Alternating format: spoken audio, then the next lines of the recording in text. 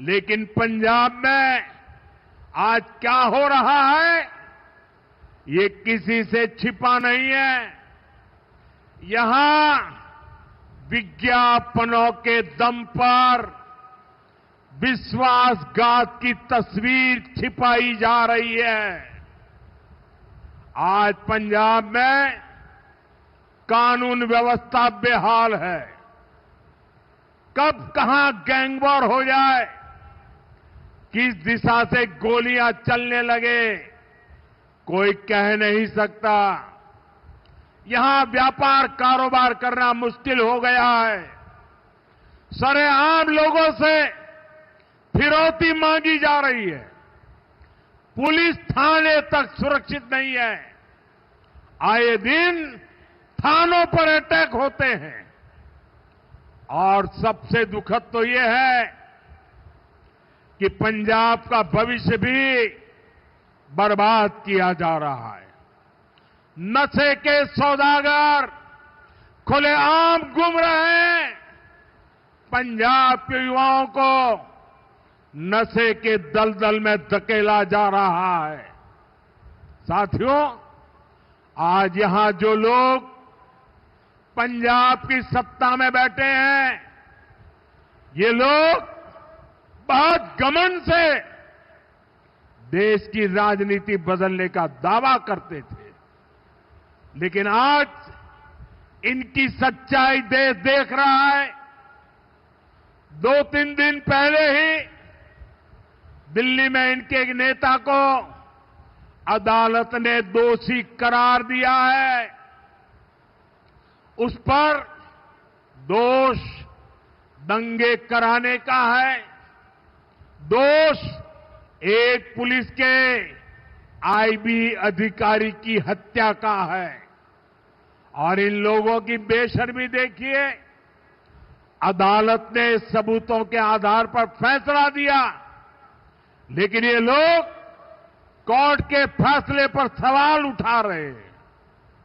ये लोग अदालत के फैसले भी मत मजहब उसमें भी ढूंढ रहे हैं, क्योंकि इनके वोट बैंक का सवाल है। पंजाब दी इस गुरुआं पीरां दी धरती ते तुहाडे सारिया दे बीच आके मैनू मान महसूस हो रहा हो। पंजाबियों किवे हो, चढ़दी कला च हो। साथियों, कुछ समय पहले मैं यहां श्री गुरु रविदास जी के जन्मोत्सव का हिस्सा बनने आया था, और आज हमारा जालंधर विकास के उत्सव का साक्षी बन रहा है। जिसको स्वास्थ्य मंत्री बनाया, उसको घूसखोरी के चलते बर्खास्त करना पड़ा। एक मंत्री पर मनी लॉन्ड्रिंग जैसे गंभीर आरोप है। इनके एमएलए घूस लेते हुए रंगे हाथ पकड़े जा रहे हैं। ऐसे गिनते जाएंगे तो इनकी सरकार और इनकी पार्टी में कम ही लोग मिलेंगे जिन पर कोई दाग न हो। साथियों, जनता की सेवा का काम साफ नियत से होता है, ईमानदारी की भावना से होता है। लेकिन आज जो पार्टी पंजाब में सरकार में है, उसकी ना नियत साफ है और ना ही वो ईमानदार है। और बड़ी बात यह है कि ये लूट कर्ज के पैसे पर भी चल रही है। पंजाब के नाम पर कर्ज लिया जा रहा है। पंजाब का बजट कर्ज का ब्याज चुकाने में लग रहा है, और यहां राज्य सरकार चला रहे लोग उस पैसे पर मौज कर रहे हैं। साथियों, आज हालात ये है कि पंजाब में विकास का हर काम ठप है। सिर्फ भारत सरकार की योजनाओं पर अपने नाम का स्टिकर लगाकर बेचा जा रहा है। आयुष्मान आरोग्य मंदिर जो पूरे देश में चल रहे हैं, उन पर यहां अपना स्टिकर चिपका दिया। पूरे देश में 5 लाख रुपए तक का मुफ्त इलाज देने वाली आयुष्मान भारत योजना चल रही है। यहां उसके साथ भी खेल खेले जा रहे हैं। साथियों, पंजाब का सामर्थ्य अद्भुत है। यहां के किसानों में, यहां के नौजवानों में बहुत क्षमताएं हैं। पंजाब तेजी से विकसित हो सकता है। इसके लिए यहां भाजपा की डबल इंजन सरकार जरूरी है। बहनों बेटियों की पीठ पर तो इन्होंने छुरा भोंका है। बड़ी बड़ी बातें करके वोट तो ले लिया, लेकिन पूरे 50 महीने चुप रहे। वायदे की याद तक नहीं आई। अब तक बहनों के खाते में 50,000 रुपया आ जाने चाहिए था, लेकिन बहनों को सिर्फ झूठ मिला।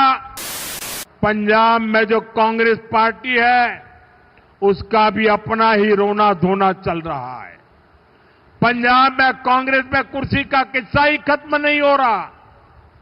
ये इसलिए नहीं लड़ रहे कि पंजाब का हित कैसे होगा। इनकी लड़ाई इसलिए है कि इनकी जो कुर्सी है वो किसके पास रहेगी। अकाली दल का भी यही हाल है। वो भी अपने ही स्वार्थों में उलझे हुए हैं। उनको भी पंजाब के लोगों की कोई परवाह नहीं है। साथियों, पंजाब में असली बदलाव भाजपा ही ला सकती है। पंजाब को विकसित बनाने का काम भाजपा ही करेगी। 2014 से पहले तक रेलवे की क्या स्थिति थी, ये आप अच्छे से जानते हैं। कांग्रेस सरकार नई ट्रेनों की झूठी घोषणा करके आराम से बैठ जाती थी। हमारे जो रेलवे स्टेशन है, इनको तो कांग्रेस ने अपने हाल पर छोड़ दिया था। यहां तक कि अंग्रेजों के जमाने में जो स्टेशन बने थे, उनकी सूद लेने वाला भी कोई नहीं था। रेलवे के विकास के जो काम आज हो रहे हैं, ये 30-40 वर्ष पहले हो जाने चाहिए थे, लेकिन पहले की सरकारों की प्राथमिकता में ये काम था ही नहीं। गरीब और मिडिल क्लास को भी सुविधा चाहिए, इनको भी साफ सफाई चाहिए, इनके समय की भी एक वैल्यू है। ये पहले की सरकारें चर्चा तक नहीं करती थी। साथियों, ऐसी सोच से विकसित भारत नहीं बन सकता था।